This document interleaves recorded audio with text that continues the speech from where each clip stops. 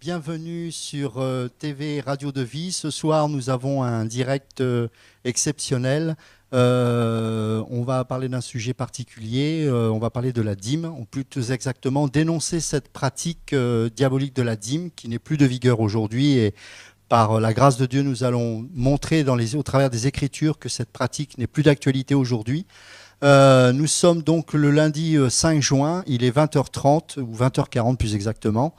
Et avant de démarrer, je voudrais que nous prions ensemble et que nous remettions cette soirée pour que le Seigneur soit une fois de plus glorifié. Seigneur, merci de nous parler ce soir, merci de nous conduire et que vraiment tu éclaires ton peuple ce soir. Nous voulons bénir ceux qui nous maudissent, nous bénissons ceux qui nous persécutent. Et Seigneur, nous voulons encore qu'une fois ton peuple soit éclairé, qu'au nom de Jésus, toute incrédulité, tout orgueil, toute religiosité et tout péché soit démasqué et que tu amènes chacun de nos vies à la repentance, Seigneur. Au nom de Jésus, que vraiment, Seigneur, ton salut opère encore dans les cœurs ce soir. Amen. Amen. Alors avant de démarrer, je voudrais juste vous faire une annonce. À partir de jeudi prochain, donc tous les jeudis à partir de jeudi prochain à 20h30, nous aurons une émission en direct spéciale intitulée « À la lumière de la parole ». Donc ce sera une émission basée sur les fondements, sur les enseignements autour de la saine doctrine. Et donc tous les jeudis à partir de 20h30, nous aurons un direct. Bien sûr, vous aurez aussi la possibilité à la fin de cet enseignement de pouvoir nous poser des questions et nous tenterons d'y répondre par la grâce de Dieu. Alors, je voudrais juste faire une petite parenthèse ce soir parce que bien sûr, vous connaissez pour la plupart d'entre vous, en tout cas ceux qui écoutent régulièrement cette émission et qui regardent sur TV de Vie cette émission, savent qu'on a souvent on a l'habitude de dénoncer tout ce qui n'est pas à la gloire de Dieu. Et souvent, les gens peuvent nous dire oui, mais il faut être sage, il faut être tolérant, il faut et je ne sais pas quoi. Écoutez, si nous regardons la parole de Dieu correctement, nous voyons que d'abord, la parole est prophétique et que cette parole-là a fait susciter, on sait que c'est le Seigneur Jésus qui est la parole, a fait susciter des prophètes, et donc les prophètes sont des trompettes qui sonnent et qui avertissent le peuple lorsque le peuple de Dieu s'écarte du chemin de Dieu, pour que ces trompettes puissent, au travers de leur son, au travers de leurs cris, puissent amener le peuple de Dieu à la repentance, à la conversion et tout simplement à revenir au Seigneur. Donc le but de dénoncer les pratiques ténébreuses, de dénoncer tout ce que malheureusement beaucoup, je dirais que la plupart des religieux, des pasteurs, des prêtres, etc. font aujourd'hui, c'est pas pour détruire la vie des gens, c'est pour que justement ils puissent réaliser qu'ils ont besoin de revenir à la saine doctrine. Moi-même, j'étais de ceux qui prêchaient des choses qui n'étaient pas à la gloire de Dieu. Je prêchais la couverture spirituelle, j'ai fait de la théologie, et le jour où le Seigneur s'est révélé à moi et m'a ouvert les yeux sur ces pratiques que je pouvais faire et qui n'étaient pas de lui, eh bien j'ai pu me repentir et le Seigneur m'a fait grâce, comme il fait grâce à tous ceux qui veulent bien revenir sur le chemin de Dieu. Donc sachez que c'est une pratique tout à fait biblique et on va le voir brièvement au travers des Écritures ce soir. Notre Maître Jésus lui-même a été beaucoup plus dur que nous pouvons l'être aujourd'hui. Parce que il faut savoir que lorsque les vendeurs du temple pratiquaient ces choses horribles, ils n'hésitaient pas à prendre le fouet et à chasser. Pourquoi ? Parce que c'était de lui-même dont il était question. Jésus et ce temple-là, il est le Seigneur lui-même. Et quand il observait ce temple et qu'il voyait toutes ces pratiques horribles que nous voyons aujourd'hui dans les églises, eh bien, il n'était pas là en disant « oui, vous comprenez, c'est pas correct ». Non, il y a cette sainte colère qui doit nous animer. Mes amis, c'est le zèle qui nous pousse à agir ainsi. Et je voudrais qu'on lise un passage dans Ézéchiel chapitre 33, donc à partir du verset 1, si Nicolas, tu peux lire à partir du verset 1 jusqu'au verset 9, jusqu'au verset 9. La parole de l'Éternel me fut adressée en ces mots. Fils de l'homme, Parle aux enfants de ton peuple et dis-leur, lorsque je fais venir l'épée sur un pays et que le peuple du pays prend dans son sein un homme et l'établit comme sentinelle, si cet homme voit venir l'épée sur le pays, sonne de la trompette et avertit le peuple, et si celui qui entend le son de la trompette ne se laisse pas avertir et que l'épée vienne le surprendre, son sang sera sur sa tête. Il a entendu le son de la trompette et il ne s'est pas laissé avertir. Son sang sera sur lui, s'il se laisse avertir, il sauvera son âme.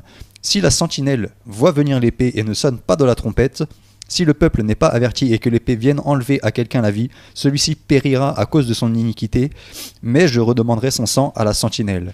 Et toi, fils de l'homme, je t'ai établi comme sentinelle sur la maison d'Israël. Tu dois écouter la parole qui sort de ma bouche et les avertir de ma part. Et les avertir de ma part.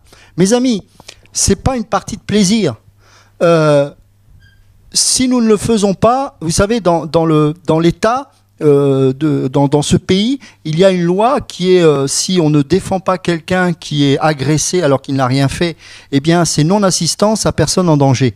Eh bien si le prophète qui est réellement animé de l'Esprit de Dieu n'avertit pas son peuple, eh bien il sera redevable de ces choses, parce que celui qui connaît la parole, qui connaît la vérité et qui n'ose pas, alors qu'il voit que son frère pêche, qu'il voit que son frère enseigne, et ça c'est encore plus grave, enseigne même des choses horribles, eh bien si il n'avertit pas et il ne le reprend pas, eh bien, c'est comme si on laissait quelqu'un s'approcher d'un homme pour le tuer et que nous, on voyait ça, on sait que c'est pas bien, mais on dit rien. Donc c'est grave. C'est pas moi personnellement, j'ai pas envie de faire ça. Si vous me demandez à moi, ça m'intéresse pas. Mais je n'ai pas le choix. Parce que le Saint-Esprit nous pousse, parce que le salut des âmes est en jeu. Je vais pas confronter les gens si une sœur porte le voile. Ça m'intéresse pas, ça. Chacun a sa conviction. Mais ce qui concerne la sainte doctrine de Jésus-Christ, et on verra tout à l'heure que la dîme, cette pratique terrible de la dîme touche la sainte doctrine de Christ, on peut pas se permettre de se taire, parce que ça emprisonne des gens et ça amène les gens en enfer. Et par conséquent, là, on voit que la parole du Seigneur est claire. Si cet homme voit que l'épée est là et qu'il n'avertit pas le peuple que l'épée, ça va trancher, eh bien c'est lui-même qui va subir ce châtiment-là. Tu peux continuer ? Au verset 8. Oui. Quand je dis au méchant, méchant, tu mourras. Si tu ne parles pas pour détourner le méchant de sa voie, ce méchant mourra dans son iniquité et je te redemanderai son sang. Mais si tu avertis le méchant pour le détourner de sa voie et qu'il ne s'en détourne pas, il mourra dans son iniquité et toi tu sauveras ton âme. Et toi, fils de l'homme, dis à la maison d'Israël, vous dites, nos transgressions et nos péchés sont sur nous, et c'est à cause d'eux que nous sommes frappés de langueur. Comment pourrions-nous vivre ? Dis-leur, je suis vivant, dit le Seigneur l'Éternel, ce que je désire, ce n'est pas que le méchant meure, c'est qu'il change de conduite et qu'il vive. C'est pour ça qu'on dénonce. Revenez de votre mauvaise voie. Et pourquoi mourriez-vous, maison d'Israël ? Voilà le cœur véritable d'un prophète. Et je voudrais qu'on aille également dans Jérémie chapitre 7.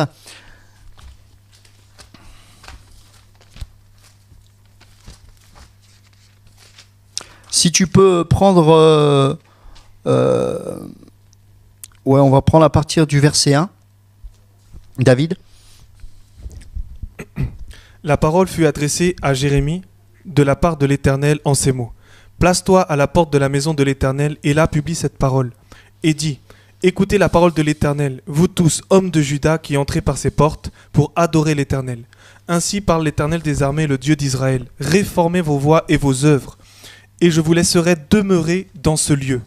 Ne vous livrez pas à des espérances trompeuses en disant c'est ici le temple de l'Éternel, le temple de l'Éternel, le temple de l'Éternel. Si vous réformez vos voies et vos œuvres, si vous pratiquez la justice envers les uns et les autres, si vous n'opprimez pas l'étranger, l'orphelin et la veuve, si vous ne répandez pas en ce lieu le sang innocent et si vous n'allez pas après d'autres dieux pour votre malheur, alors je vous laisserai demeurer dans ce lieu, dans le pays que j'ai donné à vos pères d'éternité en éternité. Mais voici, vous vous livrez à des espérances trompeuses qui ne servent à rien. Quoi ? Dérober, tuer, commettre des adultères, jurer faussement, offrir de l'encens à Baal, aller après d'autres dieux que vous ne connaissez pas. Puis vous venez vous présenter devant moi, dans cette maison sur laquelle mon nom est invoqué, et vous dites, nous sommes délivrés, et c'est afin de commettre toutes ces abominations. Est-elle à vos yeux une caverne de voleurs, cette maison sur laquelle mon nom est invoqué ? Je le vois moi-même, dit l'Éternel. Ok, merci beaucoup. Donc, on voit bien que là encore, c'est une trompette qui se lève. Et pas dans un but simplement de dire les choses parce que voilà, la personne a envie de se faire plaisir. Non. Qu'est-ce qu'il dit au verset 3 ? Ainsi parle l'Éternel des armées, le Dieu d'Israël, réformez vos voies et vos œuvres, et je vous laisserai demeurer dans ce lieu. Il est dit précédemment, non, c'est plus loin, pardon, verset 4, ne vous livrez pas des espérances trompeuses en disant, c'est ici le temple de l'Éternel, le temple de l'Éternel, le temple de l'Éternel. Vous voyez, cette parole est prophétique et combien d'actualité aujourd'hui. Combien de gens vont dans des endroits en disant, c'est ici le temple de l'Éternel. Mais mes amis, si ton cœur n'est pas réformé, comment veux-tu vivre la présence de Dieu ? 1 Corinthiens 3,16 dit que tu es le temple du Saint-Esprit. Vous savez, il y a quelque chose qu'on doit comprendre par rapport à ces choses. C'est que si le Seigneur a pris soin de préciser qu'il fallait que le temple soit détruit et qu'en 3 jours il le reconstruise, on sait très bien que ça nous parle de la mort et de la résurrection de Christ. Et en plus de cela, en 70 après Jésus-Christ, le temple a été détruit, confirmant la parole de Jésus-Christ, parce qu'il ne fallait plus que les gens se réunissent dans ce temple. Nous étions passés à un autre âge, une autre période, une autre dispensation. Et vous savez, quand Dieu parle à David en disant « ce n'est pas toi qui construiras le temple, mais ton fils », bien sûr, David avait saisi que c'était Salomon, mais d'une manière beaucoup plus prophétique. Qui est le fils de David ? Quand l'aveugle crie « Fils de David, aie pitié de moi », c'était Jésus. C'est-à-dire que lorsque Salomon a fait la dédicace du temple, d'une manière prophétique, ça nous parle de la Pentecôte. Puisque dans Acte 2, il est dit que des langues de feu tombèrent sur des nouveaux temples de l'Esprit que nous sommes. Mon ami, toi qui es devenu le temple, il faut qu'il y ait eu la dédicace de Dieu lui-même, à savoir la nouvelle naissance au travers du baptême du Saint-Esprit, pour que tu puisses réellement comprendre qu'en tant que temple de Dieu, par la visitation de Dieu, la dédicace est faite. Ça nous parle de la nouvelle naissance. Donc comment pouvez-vous fixer vos regards sur un bâtiment, sur des murs, sur des choses terrestres, alors que le temple est avant tout spirituel ? J'en veux pour preuve, c'est que nous attendons tous avec espérance la résurrection des corps spirituels. Et donc là, quand il y aura enfin la résurrection des corps spirituels, le bâtiment sera devenu entièrement spirituel. Aujourd'hui, nous avons une enveloppe charnelle, mais à l'intérieur, le temple que nous sommes est dédicacé par la présence du Saint-Esprit en nous. Mais parce que le peuple de Dieu est passif et ne veut pas prendre la parole par la foi et ne veut pas vivre par la foi, alors il préfère se décharger de ses responsabilités en allant dans un lieu qu'on appelle l'église. Et en plus de cela, parce que ces gens-là rentrent dans un bâtiment qui n'est pas une église, puisque c'est nous qui sommes l'église, eh bien, il va y avoir des doctrines qui vont être liées à la terre, liées au temple physique, liées aux matériaux. Et la dîme fait partie de cette doctrine terrestre et charnelle. Le Seigneur nous a libérés de la loi pour que nous soyons des êtres spirituels. Jésus a dit dans Jean chapitre 3 à Nicodème, si tu ne nais d'en haut, la dédicace, tu ne peux voir le royaume de Dieu. Et Nicodème, qui était terrestre et charnel, bien que théologien, bien que docteur de la loi, disait, mais comment un homme peut rentrer à nouveau dans le ventre de sa mère et ressortir ? Et il disait, tu ne comprends pas ces paroles parce qu'il n'y a pas l'esprit. Or, l'esprit, il est comme le vent, on ne sait ni d'où il vient, ni où il va. Mon ami, tu es plus proche du tabernacle que du temple. Beaucoup plus proche. Parce que Dieu a dit de nous que nous sommes, au travers de la bouche de Pierre, que nous sommes des étrangers et des voyageurs sur cette terre. Nous sommes un tabernacle vivant et on se déplace. Et il n'y a personne entre nous et Dieu selon 1 Timothée 2,5. Il n'y a pas de médiateur entre Dieu et les hommes, si ce n'est Jésus-Christ lui-même. Et Jésus-Christ est Dieu. Ça veut dire qu'entre Dieu et toi, c'est Dieu. Mais c'est Dieu révélé, Yeshua. Et toi, en tant que temple, eh bien, parce que la nuée, elle est en toi, eh bien, tu écoutes non pas ton pasteur, Ton pasteur, il est là pour te faire découvrir Christ et te pousser à prendre tes responsabilités. La lettre L en hébreu, l'émet, ça ressemble à un pic à bœuf. Et ça nous parle de l'enseignement. C'est-à-dire que l'enseignement du ministère selon Éphésiens 4:11, les 4 ministères, on enseigne, hein. Un apôtre enseigne, un prophète enseigne, c'est toujours autour de la parole. Ben, ce pic à bœuf, c'est derrière le bœuf qu'on pique pour qu'il avance. Ça veut dire que les 5 ministères sont là. Enfin, on dit 4 ou 5, c'est peu importe, parce qu'il y a pasteur et docteur, donc certains le mettent dans un seul et même ministère, mais c'est pas important, mais ce qu'on veut dire, c'est que derrière, bah, tous ces gens-là prennent le pic à bœuf et poussent. Ils sont pas là pour se mettre devant et pour cacher la vue. Ils sont là pour encourager, pour pousser les frères et sœurs. Allez-y. Un jour, j'ai dit à un frère, et je pense que s'il y a eu un grand moment de silence, et je disais, tu sais mon frère, reçois juste un petit conseil, toi qui es jeune et qui est zélé pour Dieu et alléluia. Et je lui disais ceci, tu sais, il faut que tu comprennes une chose. L'endroit où tu es, c'est vrai que toi-même, tu sais que c'est pas une église. Mais il y a des gens, eh ben je vais te donner un conseil. Cette salle-là, tu dois la vider. Le principe biblique, c'est de revenir avant la dispensation de la loi. Puisque, selon Romains 4, nous sommes enfants d'Abraham, donc enfants de la foi d'Abraham, d'accord ?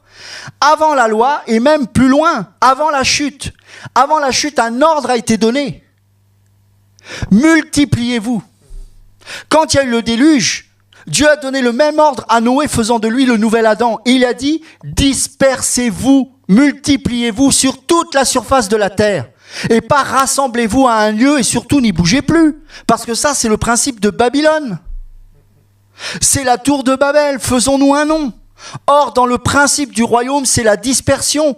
C'est pour ça que Jésus a pris soin de prophétiser la destruction du temple.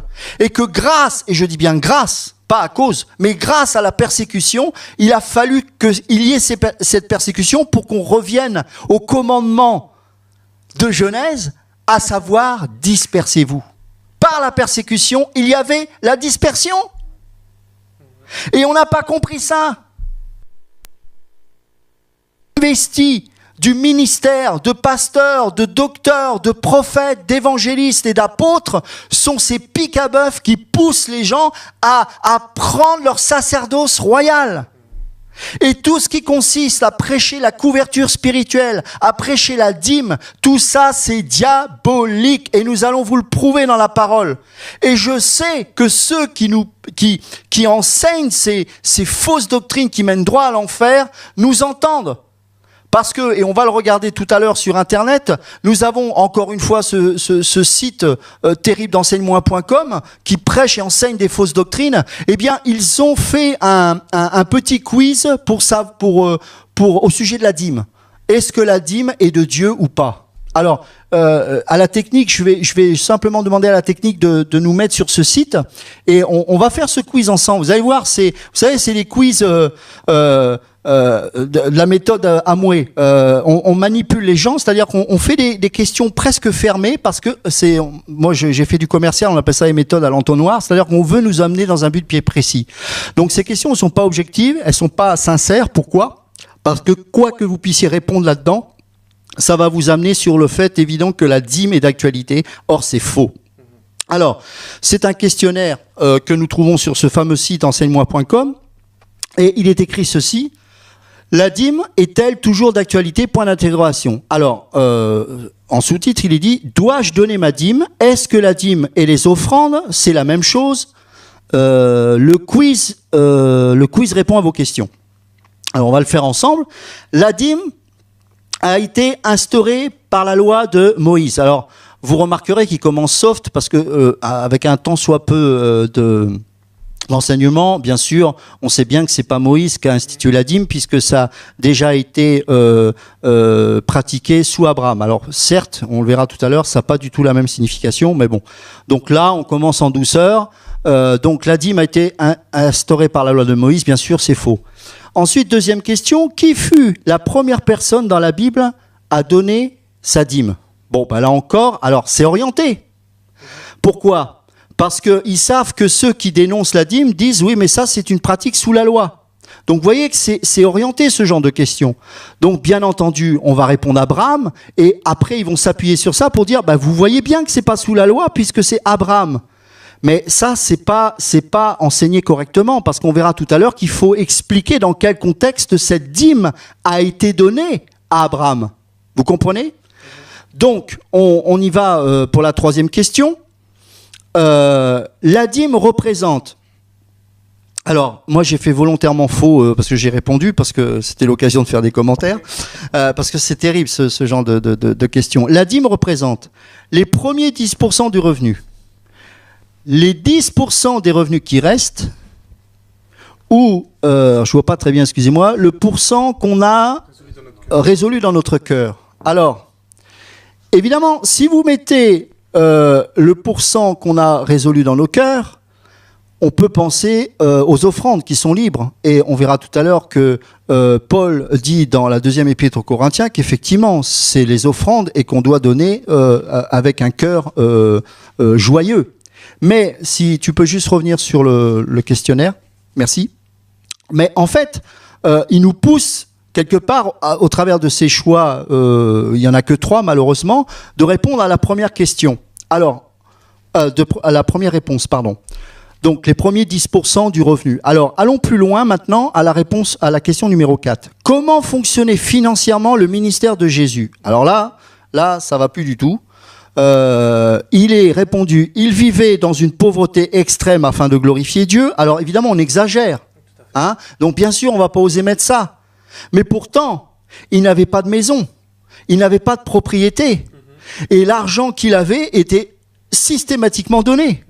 Donc, c'est malhonnête de mettre ce genre de réponse, parce que Jésus a vécu comme un pauvre. Mais là, bien sûr, il précise extrême pauvreté, sous-entendu Saint François d'Assise ou des choses comme ça. Donc forcément, on ne va pas répondre ça. Donc moi, j'ai répondu ça, évidemment, pour provoquer. Donc, deuxième réponse, il faisait régulièrement des miracles de provision. Ah, évidemment. Évidemment, on y va, l'évangile de la bénédiction. Les pains et les poissons qui se multiplient, des pièces qui apparaissent, etc. Oui, mais est-ce que Jésus est venu pour ça? Quand j'entends Miles Monroe, un pasteur diabolique, je pèse mes mots parce qu'avec cette doctrine, il emmène des âmes en enfer, qu'enseignement.com soutient, c'est honteux. Qui est invité par Castanou, qu'il dit que Jésus n'est jamais venu pour mourir à la croix. Si vous croyez en cet homme, eh bien, vous n'allez pas au ciel. Parce que l'évangile est autour de la croix. C'est un évangile de la croix. La croix a été la mission de Christ. Il est venu pour donner sa vie pour nous. Il s'est offert, il a versé son sang, le seul sang qui pouvait nous libérer, nous sanctifier, nous sauver. Et c'est pour ça qu'il est ressuscité le 3e jour, parce que ce sacrifice-là seul pouvait être accepté et agréé de Dieu. Et là, au travers de cette réponse tordue, pas une seule fois dans toutes ces réponses, il est fait allusion à la croix de toute manière. Ensuite, 3e réponse, il était soutenu entre autres par des femmes riches. Ah bon? Ah bon? Ah bah j'aimerais bien voir ça, prouvez-moi ça dans la parole. Allons dans Luc chapitre 8 s'il vous plaît. Ah mes amis, c'en est assez. Franchement, c'en est assez. Je suis fatigué, on blasphème, et je pèse mes mots, on blasphème le nom de Dieu. Cette parole que Paul dit à Timothée, tu l'étudies jusqu'à épuisement. Quand vous regardez le mot en grec, c'est ça. Les véritables hommes de Dieu, les Valdo, les gens qui ont été à l'origine de la réforme, travaillé avec leurs bougies, ont payé le prix de leur vie. Et comme je vois ces coqs en train de prêcher avec leur iPad, leur cravate et leur costard à 1000 €, vous faites honte à Jésus et vous devez vous repentir. Nulle part il est écrit des femmes riches. Le Luc chapitre 8 verset 1. Ensuite Jésus allait de ville en ville et de village en village, prêchant et annonçant la bonne nouvelle du royaume de Dieu. Jésus n'avait qu'une préoccupation, c'était ça.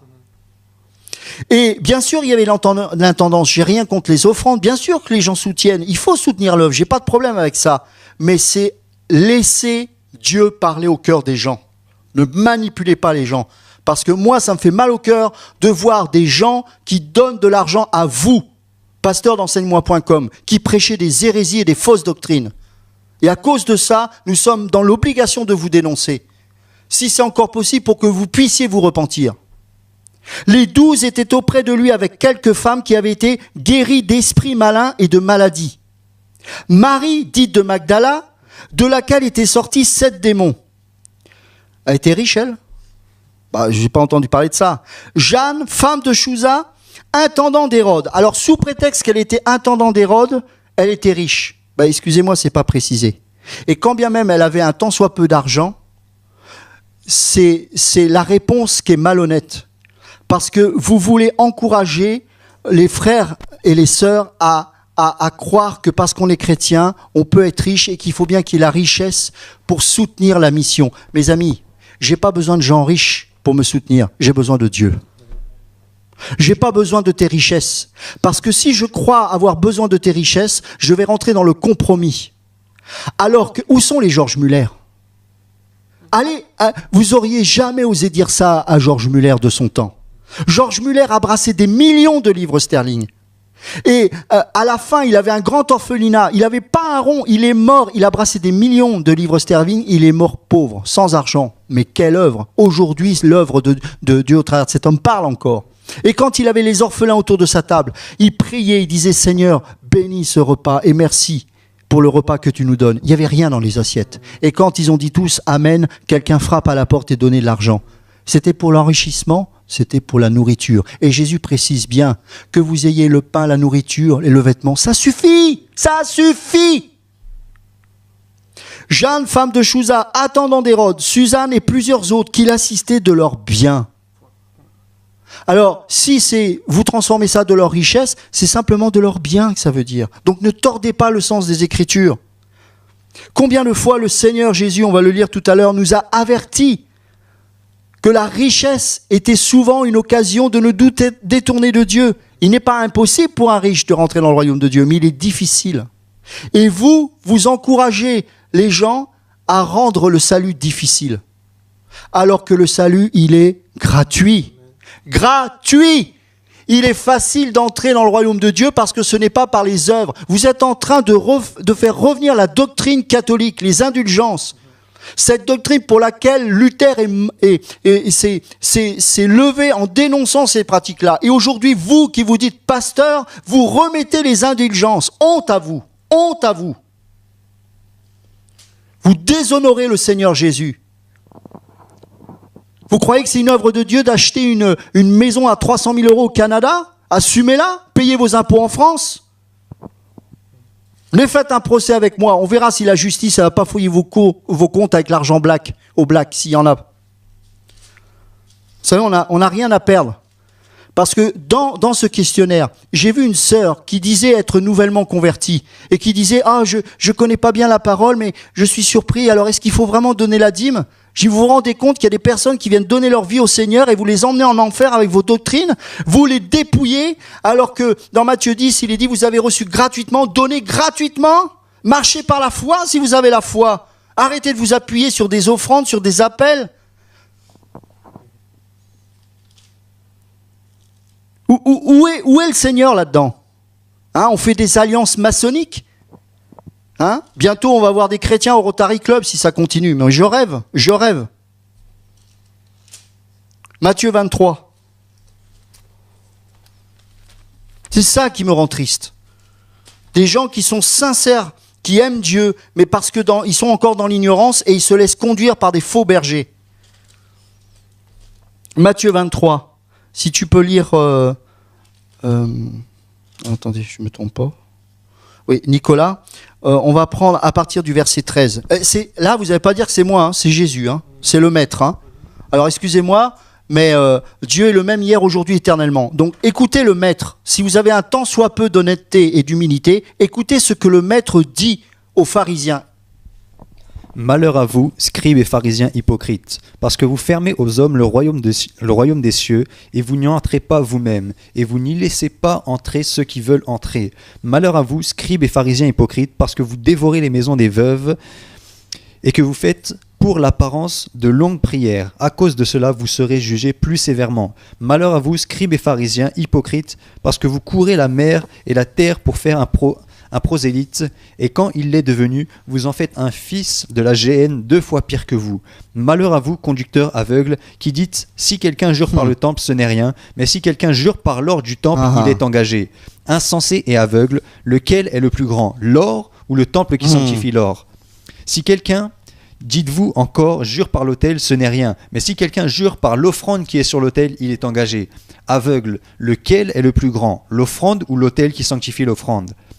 Celui qui jure par l'autel et tout ce qui est dessus. Celui qui jure par le temple et par celui qui l'habite. Et celui qui jure par le ciel, jure par le trône de Dieu et par celui qui y est assis. Malheur à vous, scribes et pharisiens hypocrites, parce que vous payez la dîme de la menthe, de la nette et du cumin, et que vous laissez ce qui est plus important dans la loi, la justice, la miséricorde et la fidélité. C'est là ce qu'il fallait pratiquer sans négliger les autres choses. Juste une parenthèse. Évidemment qu'il lui-même, évidemment que Jésus pratiquait la loi et la dîme, parce qu'il devait accomplir la loi. Il était sous la loi. D'ailleurs, les 4 évangiles, on devrait les mettre sous l'ancienne alliance. Parce que là, on était encore sous la loi. Mais aujourd'hui, nous ne sommes plus sous la loi. Mais on va expliquer ça tranquillement tout à l'heure. Si tu peux continuer.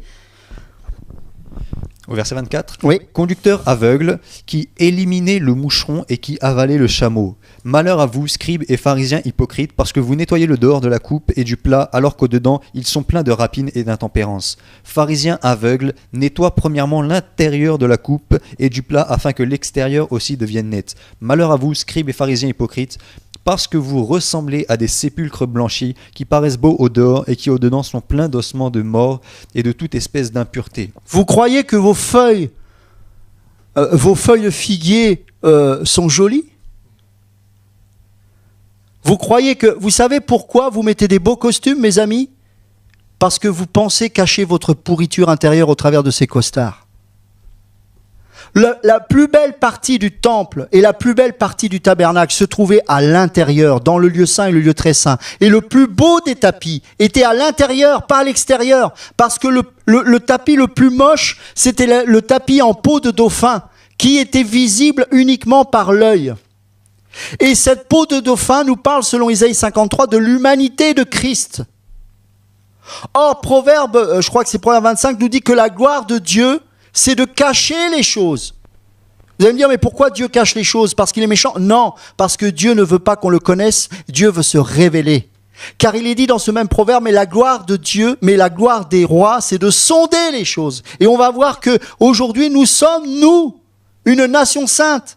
Nous avons un sacerdoce royal, et par le Saint-Esprit, ce qui paraît moche avec les yeux charnels, eh bien, nous les voyons avec les yeux spirituels et nous voyons à l'intérieur. Et nous sommes capables tous de voir que ce qui est beau à l'extérieur, c'est souvent parce qu'on cache une pourriture que seul l'homme ou la femme animé de l'esprit peut voir spirituellement. C'est ça le problème. Parce que vous ressemblez à des sépulcres blanchis qui paraissent beaux au dehors et qui au dedans sont pleins d'ossements de mort et de toute espèce d'impureté. Cette Babylone dont on a inversé les tapis, le plus beau est à l'extérieur et ça nous parle de la prostitution, de la mère de toutes les prostituées. L'Église catholique qui est belle mais qui malheureusement a engendré au travers de ses doctrines des fils et des filles dont malheureusement l'Église évangélique aujourd'hui fait partie. On remet les indulgences, on remet la doctrine sur l'aspect extérieur des choses. Mais à l'intérieur, c'est la mort, il n'y a pas la sanctification, il n'y a pas la véritable grâce, il n'y a pas le salut par la grâce. C'est par la grâce que vous êtes sauvés par le moyen de la foi. Voilà où on en est aujourd'hui. Et s'il n'y a pas des hommes et des femmes pour dénoncer ces choses, eh bien tous ceux qui seront sincères iront en enfer. Mais alléluia, Dieu place des sentinelles. Dieu place des sentinelles, et ceux qui aiment Dieu sortiront. Sortez du milieu d'elle, mon peuple, et ne participez pas à ces œuvres impures. Sortez de ces doctrines d'enseigne-moi.com, sortez d'ICC, sortez de Charisma, sortez de toutes ces choses. Je me rappelle, mon premier pasteur me disait en catimini, en parlant de l'église à Courneuve, là, de Raja, il disait, mais ce pasteur, il fermait la porte à clé à l'entrée au départ. Et pourquoi on a peur que les gens sortent? C'est quoi ce truc? Alors je ne sais pas si aujourd'hui cette pratique est faite, ça m'étonnerait, il doit y avoir beaucoup de monde. Mais ce que je veux dire, c'est que tout ça, il faut sortir de tout ça. Arrêtez d'être passif. Mais un mouton, c'est pas ça dans la Bible. C'est pas quelqu'un qui suit n'importe quoi. C'est quelqu'un qui suit le maître, qui suit le berger. Malheur à vous, verset 29, scribes et pharisiens hypocrites, parce que vous bâtissez les tombeaux des prophètes et ornez les sépulcres des justes, et que vous dites, si nous n'avions vécu du temps de nos pères, nous ne serions pas joints à eux pour répandre le sang des prophètes. Tu parles. Vous témoignez ainsi contre vous-même que vous êtes les fils de ceux qui ont tué les prophètes. Et oui, comblez donc la mesure de vos pères, serpents, race de vipères. Comment échapperez-vous au châtiment de la géhenne? C'est pourquoi, voici, je vous envoie des... Ah, vous voyez que c'est biblique. Je vous envoie quoi? Faut être sage, mon frère, faut être... Soyez des hommes. Si vous aimez Dieu, soyez courageux. Je vous envoie des prophètes, des sages et des scribes. Vous tuerez et crucifierez les uns. Vous battrez de verges les autres dans vos synagogues et vous les persécuterez de ville en ville afin que retombe sur vous tout le sang innocent répandu sur la terre, depuis le sang d'Abel le juste jusqu'au sang de Zacharie, fils de Barachi, que vous avez tué entre le temple et l'autel. Vous imaginez ça? Jusqu'où l'abomination va? Je vous le dis en vérité, tout cela retombera sur cette génération. Et c'est pas nouveau. C'est pas nouveau. Regardez dans le livre d'Ézéchiel.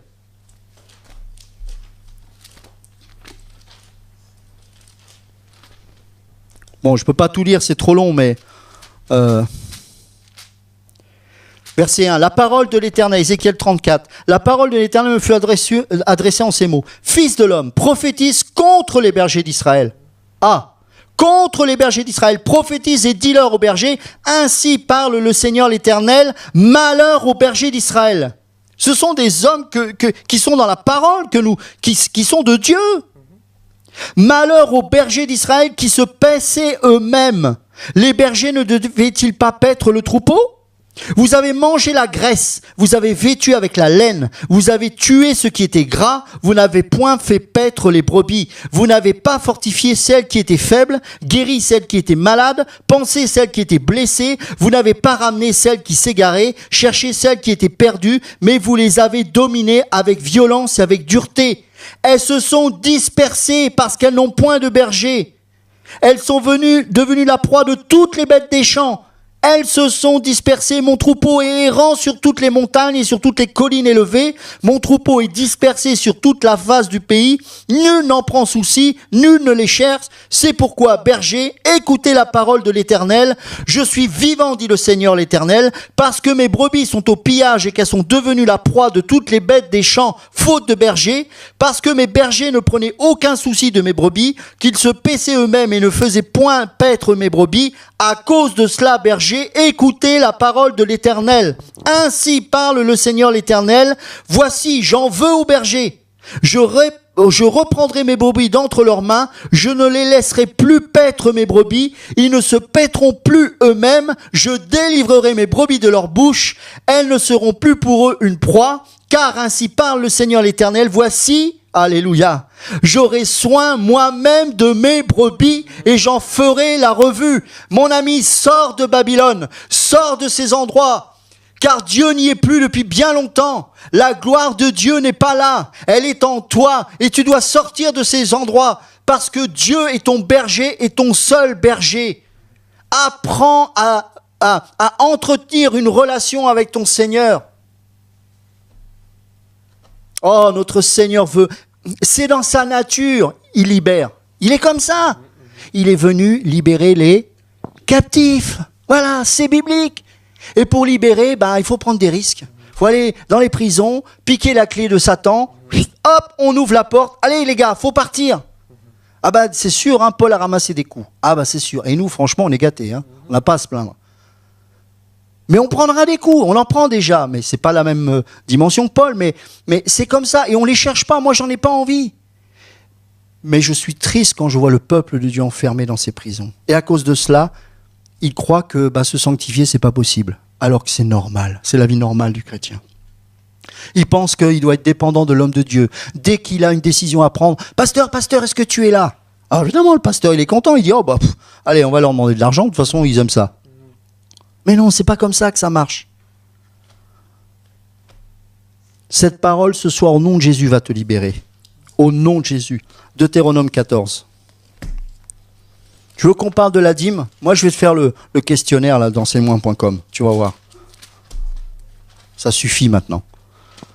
Verset 22, si tu peux le lire, David.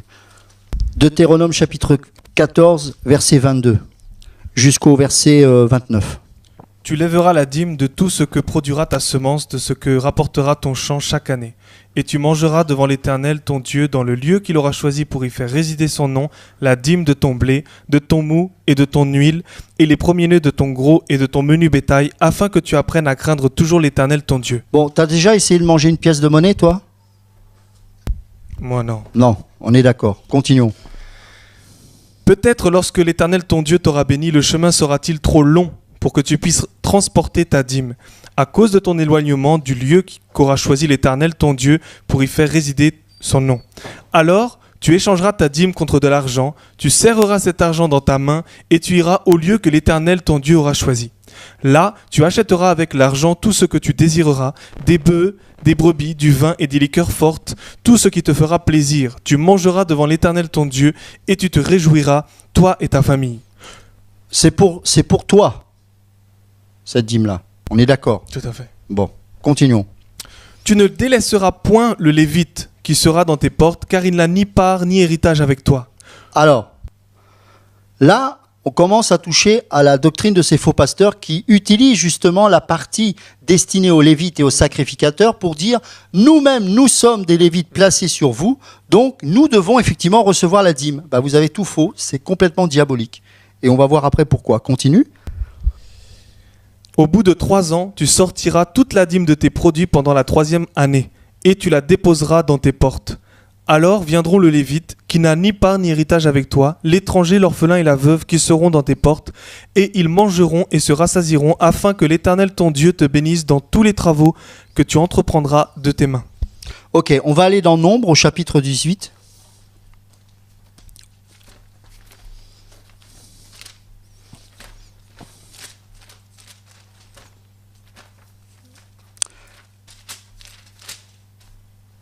Et Nicolas, si tu peux lire à partir du verset 20. L'Éternel dit à Aaron, « Tu ne posséderas rien dans leur pays, et il n'y aura point de part pour toi au milieu d'eux. C'est moi qui suis ta part et ta possession au milieu des enfants d'Israël. Je donne comme possession aux fils de Lévi toute dîme en Israël pour le service qu'ils font, le service de la tente d'assignation. Les enfants d'Israël n'approcheront plus la tente d'assignation de peur qu'ils ne se chargent d'un péché et qu'ils ne meurent. Les Lévites feront le service de la tente d'assignation et ils resteront chargés de leurs iniquités. Ils n'auront point de possession au milieu des enfants d'Israël. Ce sera une loi perpétuelle parmi vos descendants. Je donne comme possession aux Lévites les dîmes que les enfants d'Israël présenteront à l'Éternel par élévation. C'est pourquoi je dis à leur égard, ils n'auront point de possession au milieu des enfants d'Israël. » Juste une parenthèse. Beaucoup de gens vont utiliser ce passage en disant « Mais oui, mais vous voyez bien que ce sera une loi perpétuelle parmi vos descendants. » C'est vrai. Mais qui sont les descendants des Lévites ? On verra ça tout à l'heure. Si tu peux continuer. Verset 24. Je donne comme possession aux Lévites les dîmes que les enfants d'Israël présenteront à l'Éternel par élévation. C'est pourquoi je dis à leur égard, ils n'auront point de possession au milieu des enfants d'Israël. L'Éternel parla à Moïse et dit, tu parleras aux Lévites et tu leur diras, lorsque vous recevrez des enfants d'Israël la dîme que je vous donne de leur part, comme votre possession, vous en prélèverez une offrande pour l'Éternel, une dîme de la dîme. Et votre offrande sera comptée comme le blé qu'on prélève de l'aire et comme le mou qu'on prélève de la cuve. C'est ainsi que vous prélèverez une offrande pour l'Éternel sur toutes les dîmes que vous recevez des enfants d'Israël, et vous donnerez au sacrificateur Aaron l'offrande que vous en aurez prélevée pour l'Éternel. Sur tous les dons qui vous seront faits, vous prélèverez toutes les offrandes pour l'Éternel, sur tout ce qu'il y aura de meilleur, vous prélèverez la portion sacrée. Tu leur diras, quand vous en aurez prélevé le meilleur, la dîme sera complétée aux Lévites sera comptée aux Lévites comme le revenu de l'aire et comme le revenu de la cuve. Vous la mangerez en lieu quelconque. vous la mangerez. Vous la mangerez. En un lieu quelconque, vous et votre maison, car c'est votre salaire pour le service que vous faites dans la tente d'assignation. Voilà, c'est bon. Merci Nicolas. Vous la mangerez. Et pourquoi il fallait cette dîme? Parce qu'il n'avait rien. Parce qu'il dépendait totalement de Dieu. C'est un sacerdoce prophétique pour qui nous parle, nous, aujourd'hui. Aujourd'hui, ces soi-disant lévites ont des propriétés, ont des voitures. Là, le sacrificateur, le lévite, n'avait rien. Il dépendait totalement de Dieu. Et à l'époque, sous l'Ancienne Alliance, il y avait des intermédiaires. Moïse était un type de Christ. Les anciens ne pouvaient pas s'approcher de Dieu. Et donc, ils venaient voir Moïse. Oui, mais ça, c'était sous la loi. Alors, vous allez me dire, oui, mais c'était sous Abraham que la dîme est apparue. Oui, mais sous quelles conditions? À qui, d'abord, il a donné la dîme? À un homme? Non, à Melchizedek. Melchizedek, c'est qui? C'est Christ. Il a donné la dîme à Christ. Cette dîme, c'était son argent? C'était le butin. Donc tout faux. Ça n'a rien à voir. Vous n'avez rien compris. Et nulle part dans les épîtres, que ce soit Paul ou Pierre, il est fait référence aux dîmes. Uniquement des offrandes. Je ne dis pas qu'il ne faut pas donner, bien sûr, mais soyez conduits par l'esprit. Maintenant, on a vu qu'il y avait différents types de dîmes. Celle qui nous était réservée pour la réjouissance. Celle qui était réservée pour que ces lévites puissent, sans souci, sans se tracasser de la nourriture, qu'ils puissent se consacrer entièrement au sacerdoce de Dieu. Ok. Ça nous parle de la loi qui est liée au sacrifice, à la prêtrise, au sacerdoce. C'est par rapport à cette loi-là que Jésus est mort. Qu'est-ce qui s'est passé quand Jésus est mort au niveau du temple? Il s'est passé quelque chose d'important. Le voile qui séparait le lieu saint et le lieu très saint a été déchiré. Mes amis, vous allez faire quel sacerdoce en tant que lévite sous l'Ancienne Alliance maintenant que le voile est déchiré? Il est passé où, le Saint-Esprit? Bon, déjà à l'époque il n'y était plus, puisque de toute façon à la déportation de Juda, la gloire de Dieu est partie. Donc il faisait ces choses avec une crainte de Dieu, je suppose, mais de toute manière Dieu n'y était plus. Mais bon, supposons qu'il y soit encore. Maintenant que le voile est déchiré, d'ailleurs si Dieu y était, alors que le voile était déchiré, ils seraient tous morts. Parce que c'était impossible sous la loi de tenir dans la présence de Dieu. Donc si le voile, alors qu'il était déchiré, si la gloire de Dieu était réellement là, eh bien, honnêtement, tous ceux qui étaient autour de ce temple seraient complètement morts aujourd'hui. Mais pourquoi ce voile a été déchiré? C'est ça qu'il faut comprendre. Parce que l'accès qui était réservé uniquement au souverain sacrificateur, puisque la présence de Dieu se trouvait dans le lieu très saint, eh bien, aujourd'hui, nous est devenu à tous accessible. Et c'est pour ça que Jésus a dit aux disciples, attendez le Saint-Esprit.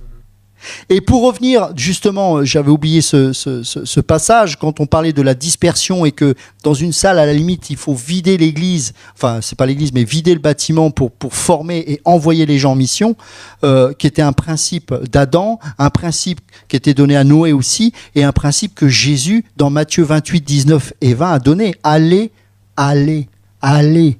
Faites de toutes les nations des disciples, les baptisant au nom du Père, du Fils et du Saint-Esprit. Allez, la dispersion. Un chrétien est un missionnaire. Un chrétien n'est pas là avec les fesses vissées sur la chaise. Non.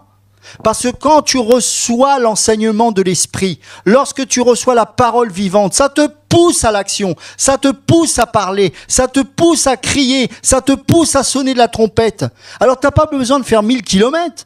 Chez toi déjà tu es un missionnaire. Parce que quand tu es dans la rue, tu ne peux pas t'empêcher de crier, tu ne peux pas t'empêcher d'être un véritable témoin. Mais si tu es sans arrêt dépendant d'une dîme qui n'existe plus, si tu es sans arrêt en train de revenir sous la loi, tu es sous la malédiction selon Galates d'après Paul. Car celui qui ne respecte pas une seule partie de la loi est maudit. Donc, si tu fais la dîme et que tu ne respectes pas les autres commandements de la loi, tu es maudit. Donc tu rentres sous une malédiction et tu vois bien que ça touche au salut parce que ça nous parle des œuvres. Quand on dit tu es béni parce que tu donnes, c'est le salut par les œuvres. Je suis béni de toute bénédiction spirituelle dans les lieux célestes, mon ami. Tu n'es pas béni parce que tu gagnes parce que tu donnes ton pognon. Tu es béni parce que Jésus est mort pour toi et qu'il est ressuscité et qu'il a donné le Saint-Esprit. Tu es riche par le Saint-Esprit, tu es riche par les dons de Dieu qu'il t'a communiqués. Et même si tu n'as qu'1 euro, parce que tu es rempli de Dieu, le fait même que tu le donnes suffira à prêcher, à faire avancer le royaume de Dieu. Tu n'as pas besoin d'un compte en banque rempli, tu as besoin d'être rempli du Saint-Esprit. La banque que tu es a besoin d'être remplie de Dieu. Remplie de Dieu.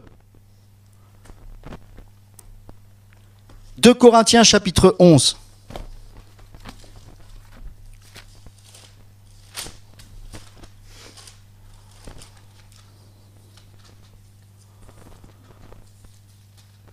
On va prendre, 2 Corinthiens chapitre 8. Si David, tu peux lire verset 1 jusqu'au verset 5. Nous vous faisons connaître, frères, la grâce de Dieu qui s'est manifestée dans les églises de la Macédoine. À travers la grande épreuve de leur affliction, leur joie débordante et leur pauvreté profonde ont produit avec abondance de riches libéralités de leur part. Ils ont, je l'atteste, donné volontairement selon leurs moyens et même au-delà de leurs moyens, nous demandant avec de grandes instances la grâce de prendre part à l'assistance destinée aux saints. Et non seulement ils ont contribué comme nous l'espérions, mais ils se sont d'abord donnés eux-mêmes au Seigneur, puis à nous, par la volonté de Dieu. À partir du verset 12. La bonne volonté, quand elle existe, est agréable en raison de ce qu'elle peut avoir à sa disposition et non de ce qu'elle n'a pas. Combien de pasteurs poussent les frères et sœurs à la ruine alors qu'ils n'ont pas l'argent? Donnez, donnez. J'ai pas d'argent, mais donne, tu verras quand même. Mets-toi à découvert. Mais c'est grave, mes amis. Continue. Verset 13. Car il s'agit non de vous exposer à la détresse pour soulager les autres, mais de suivre une règle d'égalité. Dans la circonstance présente, votre superflu pourvoira à leurs besoins, afin que leur superflu pourvoie pareillement au vôtre, en sorte qu'il y ait égalité, selon qu'il est écrit, celui qui avait ramassé beaucoup n'avait rien de trop, et celui qui avait ramassé peu n'en manquait pas. À partir chapitre 9, versets 6 et 7. Sachez-le, celui qui sème peu moissonnera peu, et celui qui sème abondamment moissonnera abondamment. Que chacun donne comme il l'a résolu en son cœur, sans tristesse ni contrainte, car Dieu aime celui qui donne avec joie. Vous voyez, l'équilibre, il est là. Bien sûr que si je moissonne avec mon argent pour le royaume de Dieu, je vais être béni, mais pas béni pour que je m'enrichisse moi. Mais c'est pas ça l'évangile. C'est que je vais voir l'œuvre de Dieu avancer. C'est ça ma bénédiction. C'est ça. Et en plus, dans l'équilibre, Paul dit oui, mais de toute façon, donnez par rapport à ce que vous avez reçu dans votre cœur sans tristesse. Car Dieu aime celui qui donne avec joie. Si tu peux prendre aussi le verset 12 et 13. Car le secours de cette assistance non seulement pourvoit aux besoins des saints, mais il est encore une source abondante de nombreuses actions de grâce envers Dieu. En considération de ce secours dont ils font l'expérience, ils glorifient Dieu de votre obéissance dans la profession de l'évangile de Christ et de la libéralité de vos dons envers eux et envers tous. Vous vous rendez compte que ces offrandes-là servaient pour le besoin des saints et pas de Paul? Enfin, c'est le monde à l'envers aujourd'hui. C'est pour le besoin des saints. Enseigne-moi.com. Si tu veux te repentir, tu as une occasion formidable. Tout l'argent que tu as, donne-le aux saints qui en ont véritablement besoin. Donne-le aux pauvres, aux orphelins. Vends ta cabane au Canada, là. Enfin, c'est pas une cabane, mais bon, bref. Et puis, donne ça aux gens qui en ont besoin. Et là, on verra des fruits. Et c'est pas parce que tu soutiens une petite œuvre sociale ou je sais pas quoi. Ça, tu sais, 1 Corinthiens 13, si je n'ai pas l'amour, je ne suis rien. Tu peux donner ta vie en sacrifice si tu n'as pas l'amour agapé, l'amour de Dieu. Ça, ça sert à rien. Parce que celui qui aime l'argent est esclave de l'argent. On est esclave de ce que l'on aime. Moi, je suis esclave de Christ parce que je l'aime. Mais je ne suis pas esclave de l'argent. C'est quoi un lévite? Alors on va me dire, ah mais Malachie 3. Ah, Malachie 3. Alors celui-là, qu'est-ce qu'on lui a fait dire à ce pauvre Malachie? Des choses qu'il n'a jamais dites d'ailleurs, mais enfin, qu'on a voulu lui faire dire. Et les brebis, comme elles n'ont pas de relation avec Dieu et qu'elles prennent pour argent comptant ce que le pasteur dit, bah voilà. C'est pas un hasard si l'Église catholique pendant des siècles a interdit la diffusion de la Bible. Alors aujourd'hui on l'interdit plus, mais on endort les gens dans leur conscience. Faites confiance à votre pasteur, il connaît lui. C'est un lévite. Toi t'es pas un lévite, t'es rien. Ah bon? Ah bah si je suis rien, j'écoute mon lévite. C'est quoi la différence avec les curés du Moyen-Âge? C'est quoi? Malachie chapitre 3 verset 10. Est-ce que tu peux le lire, Nicolas? Apportez à la maison du trésor toutes les dîmes, afin qu'il y ait de la nourriture dans ma maison. Mettez-moi de la sorte à l'épreuve, dit l'Éternel des armées, et vous verrez si je n'ouvre pas pour vous les écluses des cieux, si je ne répands pas sur vous la bénédiction en abondance. Alors, c'est dans un bâtiment qu'on doit donner ça? Je ne sais pas, posons-nous la question, est-ce que c'est dans un bâtiment? Parce que beaucoup de pasteurs utilisent ce passage. C'est quoi cette maison du trésor? Prenons Néhémie chapitre 10, verset 38.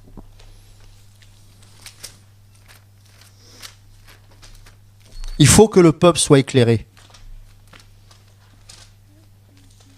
Qu'il donne ce qu'il a dans son cœur avec joie et qu'il donne pour le besoin des saints, pour l'avancement du royaume de Dieu, mais certainement pas pour ces faux pasteurs. Ça vous choque pas qu'ils s'enrichissent sur votre dos? Ils ont des costards que vous-même vous pouvez, je sais pas ce que j'ai avec les costards moi, mais bon, que vous pouvez pas vous payer. Ils ont des 4x4, des Mercedes et vous les avez pas. Et ils vous disent donnez, vous serez bénis, mais vous n'êtes pas bénis.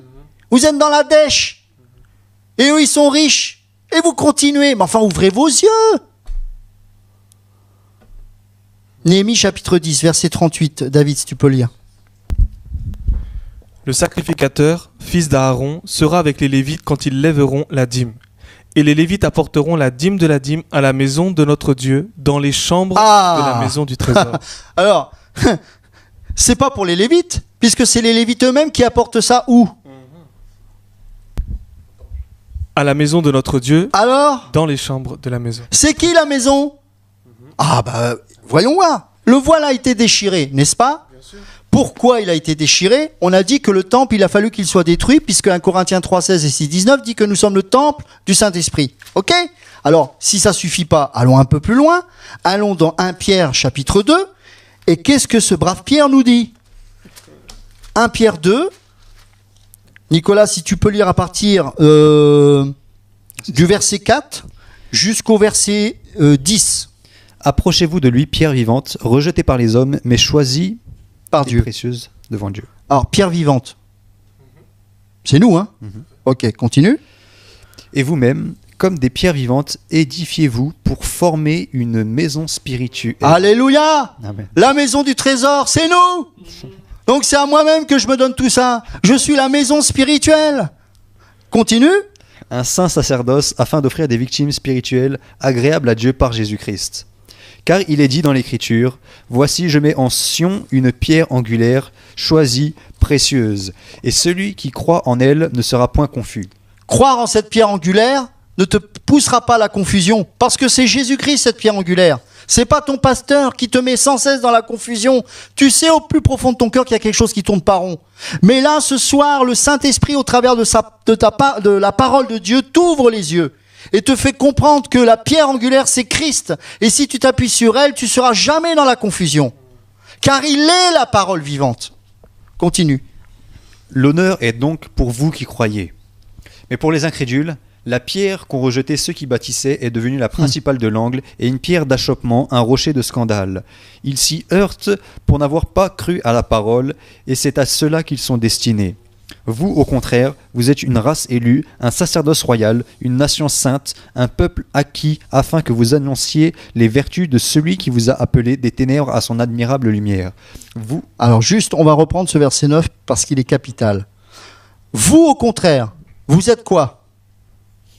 Une race élue. Vous n'êtes pas la race de vipères, celle que Jésus mentionnait concernant les pharisiens. Et vous êtes quoi? Un sacerdoce royal, ça nous parle de quoi? Mais nous sommes les sacrificateurs, nous sommes les Lévites, c'est nous. T'as plus besoin d'égorger un mouton, t'es pas musulman mon ami, alors ouvre tes yeux. Si tu es chrétien, tu es un lévite, tu es un sacrificateur, tu es une race élue, tu es une nation sainte. Tu dois offrir des victimes spirituelles au travers de ton adoration, au travers de ton obéissance, au travers de ta sanctification, au travers des œuvres que Dieu a préparées d'avance pour toi, afin que tu les pratiques par la foi. C'est toi, lève-toi, prends tes responsabilités. C'est toi le prêtre, c'est toi le roi, c'est toi parce que Jésus règne en toi. Continue. Verset 10. Verset 10. Vous, autrefois, qui n'étiez pas un peuple. Ah, autrefois vous n'étiez pas un peuple. Alors bien sûr, il fait mention des païens. Mais à chaque fois, le peuple de Dieu était dépendant de sacrificateurs. Et c'était tellement fort que quand le souverain sacrificateur rentrait dans le lieu très saint, il se dépouillait de ses vêtements sacerdotaux. On voit ça dans la vision du temple du Millénium, dans Ézéchiel, à partir du chapitre 40. On voit cette merveilleuse description, où il est dit qu'il partait dans le lieu très saint en sous-vêtements de lin. Et il y avait des clochettes. Pourquoi ? Parce qu'on voulait entendre si le souverain sacrificateur était encore en vie, parce que la moindre mauvaise pensée, le moindre rituel qui n'était pas respecté, il était tué sur place. Et comme personne d'autre pouvait rentrer dans ce lieu-là, eh bien, il y avait une corde qui était reliée à l'extérieur, et donc, quand on n'entendait plus les clochettes, ça voulait dire qu'il était mort et qu'il fallait retirer la corde. La parole, apparemment, nous montre que ça s'est jamais produit, heureusement. Mais c'est pour vous dire la grandeur de Dieu, et l'exigence et la sainteté. Et c'est pour ça qu'aujourd'hui, quand tu as le Saint-Esprit en toi, il doit y avoir cette même crainte de Dieu. On ne fait pas n'importe quoi avec Jésus. Toi qui n'étais pas un peuple et qui maintenant, vas-y continue. Et qui maintenant êtes le peuple de Dieu, vous qui n'avez pas obtenu la miséricorde et qui maintenant avez obtenu la miséricorde. Est-ce que vous comprenez là l'objectif de Satan ? Cette grande prostituée que l'apôtre Jean a vue, elle est toujours là, elle a engendré des fils et des filles. Les assemblées de Dieu, les pentecôtistes. Alors vous allez me dire, oui, mais ils ont été conduits par un réveil au départ. Oui, mais quand on ne va pas au bout du mouvement de l'esprit, quand on s'arrête, ça devient un système diabolique. Parce que Dieu est un Dieu de mouvement. Si Dieu révèle, c'est une image, hein, c'est pour vous faire comprendre, si Dieu révèle son cheveu, vous n'allez pas vous arrêter sur le cheveu. Sinon, vous allez faire comme ceux qui adorent les oignons. Il y a une secte, je ne sais pas si vous avez vu ça, c'est ridicule, mais bon, les adorateurs de l'oignon. Bon, c'est aussi ridicule d'adorer le cheveu. Ah oui, mais nous, on a rencontré le baptême du Saint-Esprit, donc c'est le baptême. Il faut parler en langue. Mais d'abord, selon 1 Corinthiens 12, tous ne parlent pas en langue. Et puis, il ne faut pas s'arrêter à ça. Ah oui, mais nous, c'est le baptême. Ah ben non, nous, c'est la méthode. Nous, c'est... Mais c'est en permanence. Dieu, il est infini. Il est éternel. Donc, tu ne te lasseras jamais de le découvrir. Donc, ne t'arrête pas. Regardez, Luther s'est arrêté. Regardez les protestants qui sont aujourd'hui. On est loin de Luther. Et nous-mêmes, quand je dis nous-mêmes, c'est tous les enfants de Dieu. Hein. La réforme, elle concerne tous les enfants du monde entier. C'est pas une doctrine, voilà. Donc, ce que je veux dire par là, c'est que nous tous qui sommes véritablement enfants de Dieu, en permanence, on est remis en question. Moi, ce que je prêchais il y a 10 ans, je ne prêche plus forcément la même chose. Pourquoi ? Parce que Dieu nous donne un éclairage nouveau. Et j'ose espérer que dans un mois ou même demain, ce sera encore différent. Parce que ces paroles-là sont esprit et vie. Et t'as pas besoin sans arrêt d'aller voir ton pasteur pour aller acheter à manger, pour savoir si tu dois vendre ta maison, si tu dois l'acheter. Enfin, ouvrez vos yeux. C'est pour ça que le réveil ne vient pas. C'est parce que vous restez figé sur votre chaise en étant dépendant de votre pasteur, alors que le Seigneur dit, mais c'est toi le lévite, c'est toi le sacrificateur. Bouge-toi. Bouge-toi. Ah, mes amis, le Seigneur est tellement bon. Vous savez, quand j'ai reçu ça, moi, ça m'a fait mal. Hein. Je veux pas vous cacher la vérité. Ça, bien sûr que ça m'a fait mal. Je dis, oh là là, mais j'ai rien compris. Il y a un temps pour pleurer, mais il y a un temps pour rire. Mais quand après cette parole, après m'avoir repris, cette parole m'a libéré parce qu'elle m'a montré que, mais c'est pas grave, repens-toi, maintenant avance. Tu es un tabernacle vivant. Là, ça m'a donné la joie. Parce que là, j'ai réalisé que, mais c'est incroyable. Plus besoin des hommes. Alors bien sûr, j'ai besoin de mes frères et sœurs. Bien sûr, l'église locale, il y a des ministères. C'est pas de problème avec ça. Mais ils ne sont pas un intermédiaire entre Dieu et vous. Ils sont là pour vous libérer. Celui qui a le libérateur en lui a forcément le caractère du libérateur. Et ça vous pousse vous-même à être des libérateurs. C'est pour ça que lorsque quelqu'un reçoit l'esprit, il a la prophétie en lui. Et la prophétie le pousse à être ce libérateur qui crie. Parce que si Jésus dit « Je suis venu libérer les captifs », parce qu'il nous a envoyé son esprit, nous-mêmes, nous avons reçu le mandat de libérer. Paul a eu la même stratégie. Acte 14, acte 16, il rentrait dans les synagogues, il leur disait « Attendez, là c'est fini. La réforme, c'est, voilà, plus besoin de sacrifice. Voilà, Jésus, il est ressuscité. Maintenant, le lieu, le voile a été déchiré. Vous-même, vous êtes devenu un temple. » Alors, qu'est-ce qu'ils ont fait la plupart ? Ils l'ont mis dehors. Quelques-uns l'ont cru, et ensuite, les païens se sont joints à eux. C'était toujours la même stratégie. Eh bien, aujourd'hui, c'est pareil. Les églises sont devenues des synagogues. Et j'espère qu'il y aura enfin des pasteurs qui quand même vont avoir l'humilité de plier le genou et de demander pardon. Vous pouvez vous tromper pendant 50 ans, vous pouvez avoir fait les pires des bêtises. Si vous vous repentez, la parole est claire, le sang a effacé tout ça. C'est jamais trop tard, tant que Dieu vous donne souffle de vie. Si vous n'êtes pas égaré, repentez-vous. Ah oui, mais je vais vivre comment ?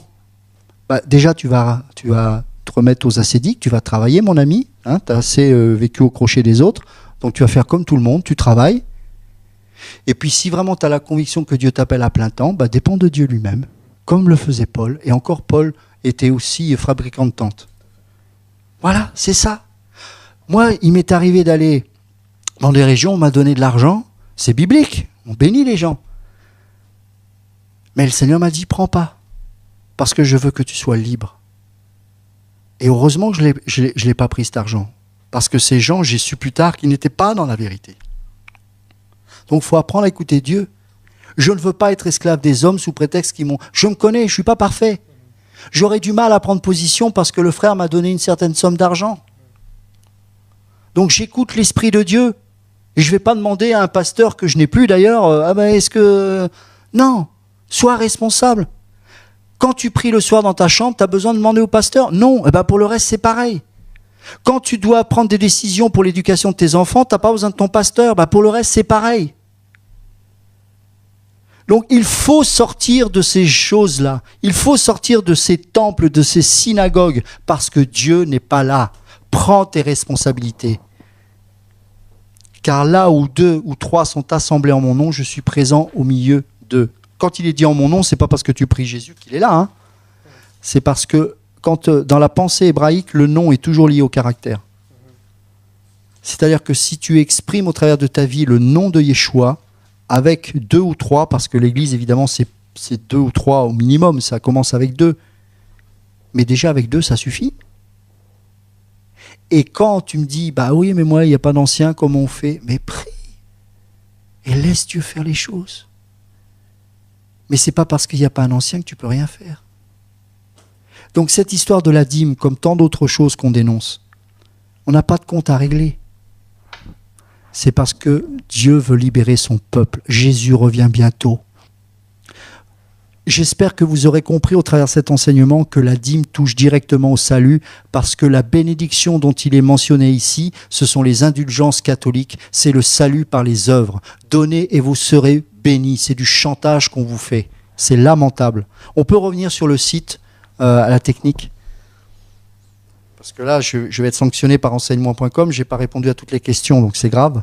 Je ne sais même pas où on en était, mais bon. 5. Un chrétien donne sa dîme quand il n'a pas de problème d'argent. Ah, c'est terrible. C'est vraiment, ça culpabilise les gens, ça. Quand il a un surplus, alors là, on se sent forcément condamné. Je ne peux pas remettre ça. En tout temps, quand Dieu lui dit. Alors, la réponse officielle d'enseignement.com, c'est en tout temps. On a vu ce que Paul dit concernant, non pas la dîme bien sûr, mais les offrandes. Donne sans contrainte, avec ton cœur. C'est marrant, cette réponse n'est pas proposée ici. Hein. C'est étrange ça. Hein. On continue. Question numéro 6. Est-ce que le fait Si on peut enlever juste ce petit écran, voilà, merci. Est-ce que le fait de ne pas donner sa dîme remet en question notre salut? Bah, j'espère. Oh, je crois qu'ils ont mis non quand même, hein, ils n'ont pas osé, oui, quand même. Ce sera peut-être la prochaine étape, enfin, j'espère que non. Mais... Alors, question 7. Jésus a approuvé la dîme, aboli la dîme, payé la dîme pour nous. Qu'est-ce qu'ils ont mis comme réponse? Je crois que c'est approuvé, hein, ils ont mis. Ok. Je croyais qu'il était venu pour accomplir la loi, moi. Alors, bien sûr qu'il était sous la loi, donc il était sous la loi. Alors, c'était une forme de... Oui, on peut dire qu'il pouvait approuver, mais est-ce que vous croyez sincèrement qu'il était venu pour la dîme? Non. Et encore une fois, dans les épîtres, le mot dîme n'apparaît plus. N'apparaît plus. Est-ce que vous savez qu'également le mot pasteur n'apparaît qu'une seule fois dans les épîtres? C'est dans Éphésiens 4:11. Et qu'à chaque fois il est parlé de berger, c'est quand Jésus parle de lui-même. Je suis le bon berger. Vous voyez comment on déforme les Écritures? Alors, question numéro 8. On continue. Je ne vous cache pas qu'à chaque fois que sur enseigne.com ou n'importe quel site bizarre comme ça, on verra ça, on le mettra sur TV de Vie et nous, on donnera des réponses bibliques. Parce que je refuse que ces sites-là amènent des âmes en enfer par leurs faux enseignements. Verset 8, que chacun donne comme il a résolu en son cœur. Ah, quand même. Mais là, vous voyez qu'ils utilisent ce passage dans le contexte de la dîme alors qu'il n'est pas parlé de la dîme et des offrandes. Signifie, alors réponse, 3 types de réponses, signifie que je peux donner le montant que je veux pour la dîme. C'est incroyable. 3 fois le mot dîme apparaît, c'est-à-dire qu'il vous offre même pas la possibilité de parler des offrandes. Ah si, numéro 2, mais encore là, parle des offrandes et non de la dîme, et signifie que je donne ma dîme et je l'ai... Si je l'ai à cœur. Et c'est quoi la réponse qu'ils donnent officielle, eux? Parle des offrandes et non de la dîme, je crois. Parle des offrandes. Ah, quand même, d'accord. Verset 9. Verset enseigne-moi.com. Verset 9. Je suis fatigué, moi. Question numéro 9. Quelle promesse avons-nous reçue dans la nouvelle alliance? Que nous serons riches. C'est incroyable. Que tous nos besoins sont pourvus. Que la pauvreté glorifiera Dieu. Alors évidemment, c'est orienté. Alors c'est quoi leur réponse? Vous savez, vous, à la technique, la réponse, non. Bon, de toute façon, c'est sûr que c'est soit que nous serons riches ou que tous nos besoins sont pourvus. Bon, maintenant, qu'est-ce qu'on entend par besoin? J'en sais rien. On regardera plus tard la réponse. La prospérité concerne seulement les finances, tous les domaines sauf les finances, tous les domaines de notre vie. Le mot prospérité, il y a 2 significations, mais très souvent en grec, c'est paix. Et donc... on peut transférer soyez prospère à tous égards ou soyez paisible à tous égards. Donc, et en plus, quand on parle de la prospérité par rapport à l'ancienne alliance, c'était toujours en bien, en cheptel, c'est-à-dire en mouton, en vache, en agneau, etc. Et en femme, en troupeau, etc. Et aussi les enfants. Et en plus, c'était un signe effectivement de bénédiction spirituelle sous l'ancienne alliance, parce que la dispensation était tout autre, et notamment sous la loi, le peuple d'Israël avait pour vocation de convertir les autres nations. Et un des moyens, c'était au travers de la richesse. C'est pour ça que la reine de Saba est venue jusqu'en Israël pour voir ce qu'elle avait entendu du royaume d'Israël, que Salomon, par la richesse et par effectivement la bénédiction matérielle qu'il avait, le but, c'était de convertir les autres nations. Malheureusement, à cause de ses richesses et à cause de sa sagesse, pourtant que Dieu lui avait donné, hein, mais il s'en est enorgueilli, et ben, il a abandonné le Dieu, et c'est surtout bien sûr à cause des femmes, hein, puisque ce sont les femmes qui l'ont détourné. Mais ces richesses-là, qu'est-ce qu'il a dit dans le livre d'Ecclésiaste? Vanité, tout est vanité. Donc, malheureusement, ce qui devait être une bénédiction pour les autres a été une malédiction pour lui-même et pour son peuple. Donc, on voit bien qu'aujourd'hui, eh bien, on en revient aux mêmes choses. Pourquoi?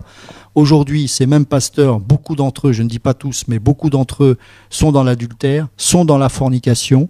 Et quand à chaque fois on a la preuve et qu'on a des témoignages, on contacte les personnes en question pour qu'elles se repentent. On fait les choses bibliquement, je vous rassure. Et quand elles ne se repentent pas, c'est seulement à ce moment-là qu'on dénonce.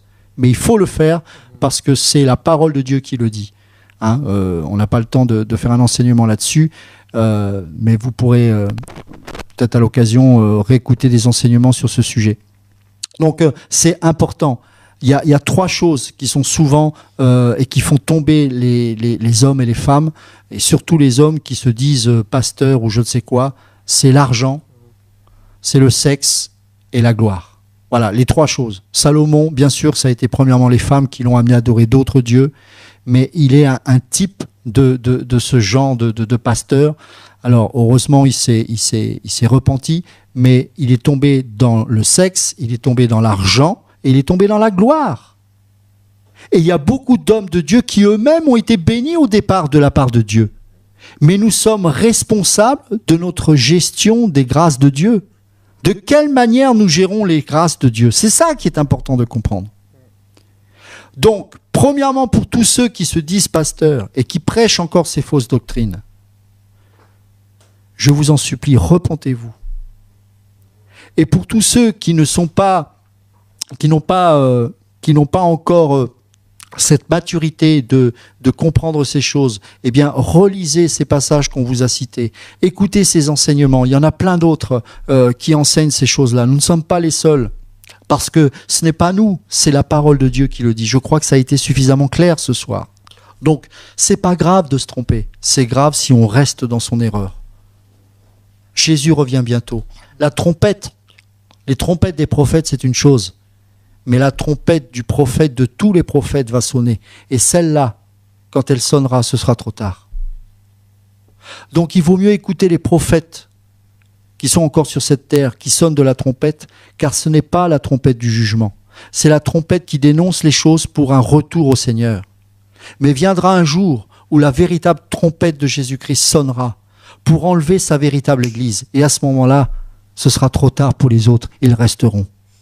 Et c'est pour ça que Dieu utilise des prophètes. C'est pour ça que Dieu avertit son peuple. C'est pas pour condamner. C'est une grâce. C'est une grâce. Et s'il faut qu'on soit martyrisé, s'il faut qu'on soit tué à cause de cela, c'est pas grave. C'est devant Dieu que vous aurez à répondre de ce que vous aurez fait. Mais sachez que c'est une grâce. Et si on peut être ce poil à gratter pour vous démanger, tant que vous ne vous convertirez pas, nous serons et nous resterons ce poil à gratter, afin que vous veniez véritablement à Christ. On vous aime. On vous aime. Moi, personnellement, je n'ai pas de compte à régler. C'est simplement le feu de Dieu qui nous consume, qui nous dévore et qui nous pousse à prêcher cet évangile véritable. Il n'y a qu'une seule saine doctrine. Il n'y a pas différentes interprétations de la parole. Il n'y en a qu'une. Jésus dit « Je suis le chemin, la vérité et la vie. Nul ne vient au Père que par lui. » Il est la vérité, il n'y en a pas 50. Donc connaître Christ, c'est connaître la vérité, connaître la saine doctrine, et il est le seul chemin. Que Dieu vous bénisse. Je vous donne rendez-vous, quant à moi, jeudi prochain pour une première émission à la lumière de la parole. Et vraiment, nous vous remercions pour votre soutien, pour votre fidélité. Et continuez à prier pour nous parce que le combat est rude, mais ça en vaut la peine. Et je sais que si Dieu est avec nous, qui sera contre nous? Amen. Que Dieu vous bénisse et à bientôt.